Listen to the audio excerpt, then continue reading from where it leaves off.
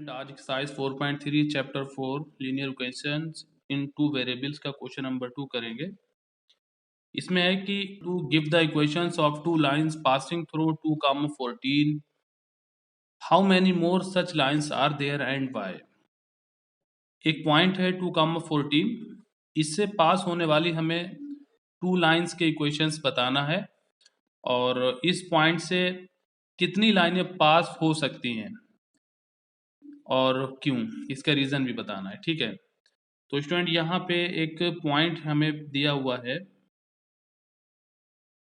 2, 14 और ये बताना है कि इस पॉइंट से कितनी लाइंस पास हो सकती हैं।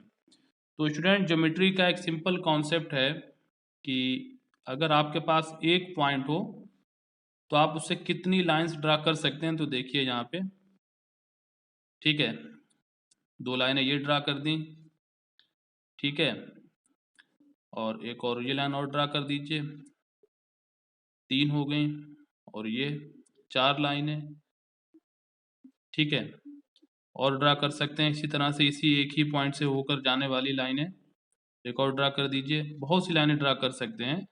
तो इस तरह से देखते हैं कि एक पॉइंट से हम इनफाइनाइट लाइन ड्रा कर सकते हैं, इनफाइनाइट लाइंस, ठीक, जो एक पॉइंट से होके पास हो सकती हैं। ठीक है, तो एक पॉइंट से इनफाइनाइट लाइन पास हो सकती हैं।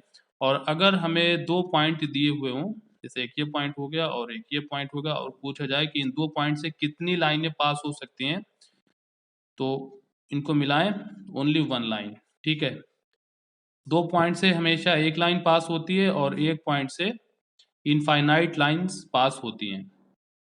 दो पॉइंट से वन लाइन, ठीक है, ओनली वन लाइन पास होगी, और जो वन पॉइंट से इनफाइनाइट लाइन। तो स्टूडेंट पॉइंट यहाँ पे क्या दिया हुआ है 2, 14। तो स्टूडेंट ये किसी पॉइंट के कोऑर्डिनेट हैं। अब किसी भी पॉइंट का कोऑर्डिनेट जो दिया होता है स्टूडेंट, तो उसमें जो फर्स्ट नंबर होता है ये एक्स होता है, और जो सेकंड नंबर होता है ये वाई होता है। ठीक है, अब स्टूडेंट हमें इक्वेशन बताना है एक्स और वाई में, जिससे कि हमारी इक्वेशन इन दो पॉइंट से यानी 2, 14 से सेटिस्फाइड हो। तो स्टूडेंट यहाँ पे देखिए 2 और 14 के हम कम्बिनेशन कैसे बना सकते हैं।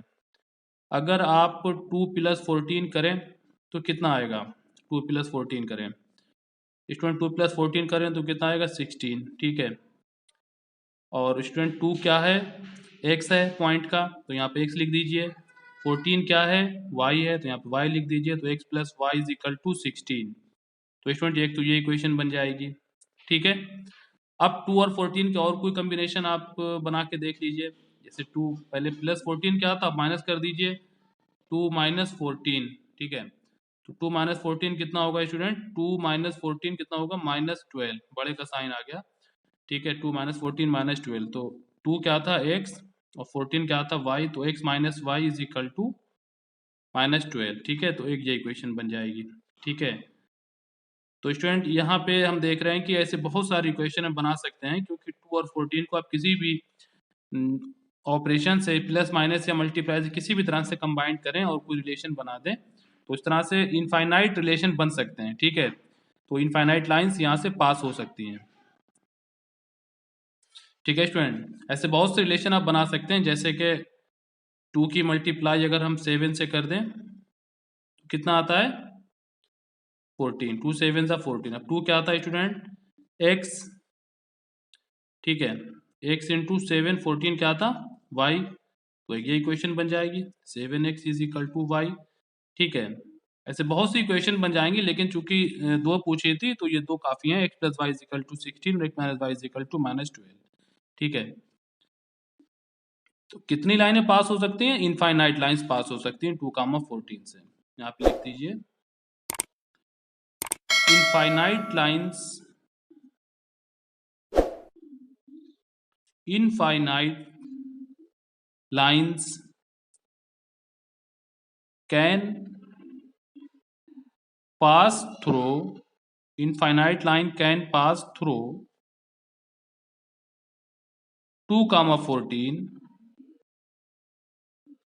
because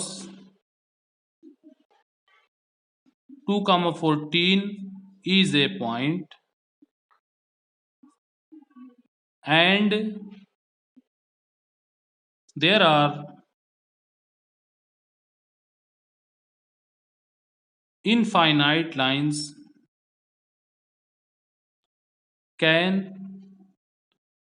pass through a point। ठीक है, आंसर 2,14 से इनफाइनाइट लाइन पास हो सकती है बिकॉज 2,14 एक पॉइंट है और एक पॉइंट से इनफाइनाइट लाइंस पास हो सकती हैं। ठीक है, this is the answer of this problem. Student 4.3 exercise के क्वेश्चन नंबर 3 कर रहे हैं जिसमें दिया है कि पॉइंट 3,4 लाई कर रहा है equation 3y is equal to x plus 7 के ग्राफ पर, तब हमें a की वैल्यू फाइंड करना है। ठीक है, तो स्टूडेंट देखिए कोई भी पॉइंट जब किसी इक्वेशन के ग्राफ पर लाई करता है तो उस पॉइंट के जो कोऑर्डिनेट्स होते हैं स्टूडेंट वो उस इक्वेशन को सेटिस्फाइड करते हैं। ठीक है, ये याद रखें। तो अगर ये पॉइंट 3,4 इस इक्वेशन के ग्राफ पर लाई कर रहा है तो ये जो पॉइंट है 3,4 इस इक्वेशन को सेटिस्फाइड कर देगा। तो इक्वेशन को सेटिस्फाइड करने का ये मतलब होता है कि इस पॉइंट के x को अगर इक्वेशन के x की जगह पे रखा जाए और इसके y को इक्वेशन में y की जगह पे रखा जाए और फिर हम उसको सॉल्व करें तो हमें इक्वेशन के दोनों साइड में सेम वैल्यू मिलेगी। ठीक है, इसी को कहा जाता है इक्वेशन का सेटिस्फाइड होना। तो हम क्या करेंगे कि ये जो 3,4 है इससे इस इक्वेशन को सेटिस्फाइड करा देंगे। ठीक है, और उसको सॉल्व करने से हमें क्या होगा, a की वैल्यू मिल जाएगी। ऑलराइट, तो देखिए स्टार्ट करते हैं इसका सोल्यूशन। तो प्यारे बच्चों यहाँ पे जो हमें इक्वेशन दी गई है वो दी गई है 3y is equal to ax plus 7। ठीक है, यहाँ पे a कोई रियल नंबर होगा जिसकी वैल्यू यहाँ पे हमें फाइंड करनी है और पॉइंट हमें दिया गया है 3,4। ठीक, तो स्टूडेंट ये पॉइंट के जो कोऑर्डिनेट है इसमें जो फर्स्ट वैल्यू होती है ये x होती है और सेकंड वैल्यू होती है y। ठीक है, x कोऑर्डिनेट x होता है, y कोऑर्डिनेट y होता है। तो ये जो पॉइंट है इस इक्वेशन के ग्राफ पर लाई कर रहा है तो इसका मतलब ये पॉइंट इसको सेटिस्फाइड कर देगा। Since 3,4 lie on the graph, ठीक है, graph of equation 1, hence this point